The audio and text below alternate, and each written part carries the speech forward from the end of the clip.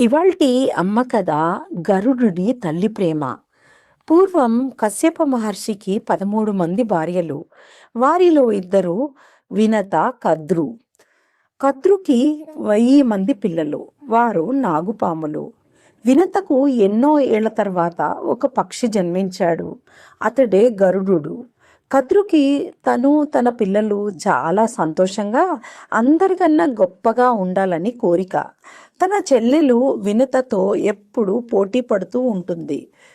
ఒకసారి వినత, కద్రు మధ్య ఒక వాదం జరిగింది. ఆకాశంలో ఒక తెల్ల గుర్రం ఎగురుతూ వెళ్ళింది.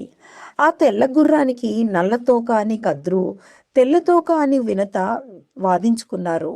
ఆ వాదనలో ఓడిన వారు గెలిచిన వారికి జీవితకాలం దాసి అవ్వాలని కద్రు అన్నది. దానికి వినత ఒప్పుకుంది. కద్రు తన 1000 నాగులను తెల్ల గుర్రం తోకకి చుట్టుకోమని చెప్పింది. దానితో ఆ వాదనలో వినత ఓడిపోయి కద్రుకి దాసి అయిపోయింది. తన తల్లిని దాస్య జీవితంలో చూసిన గరుడు చాలా బాధపడ్డాడు. అతను నా తల్లిని దాస్యం నుంచి ఎలా విడిపించాలి అని నాగులను అడిగాడు. కద్రు మరియు నాగులు దేవలోకంలోని అమృతం తెచ్చిస్తే నీ తల్లికి స్వేచ్ఛ ఇవ్వగలము అనేసరికి గరుడు సరే అన్నాడు. అమృతం తెచ్చుకోవడం అంటే దేవతలతో యుద్ధం చేయడమే, కానీ తల్లిపై ప్రేమ గరుడుకి యుద్ధం కంటే పెద్దది. గరుడు దేవలోకానికి ఎగిరి ఇంద్రుడు, ఇతర దేవతలతో యుద్ధం చేశాడు. భీకర యుద్ధం జరిగింది. వజ్రాయుధాలు, బాణాలు గరుడుని తాకినా అతను ఆగలేదు. చివరికి అమృత కలశాన్ని తీసుకుని తల్లి దగ్గరకు బయలుదేరాడు.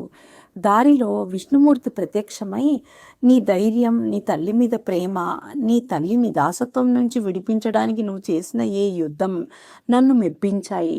ఇక నుంచి నువ్వు నా వాహనంగా ఉంటావు అని వరమిచ్చారు.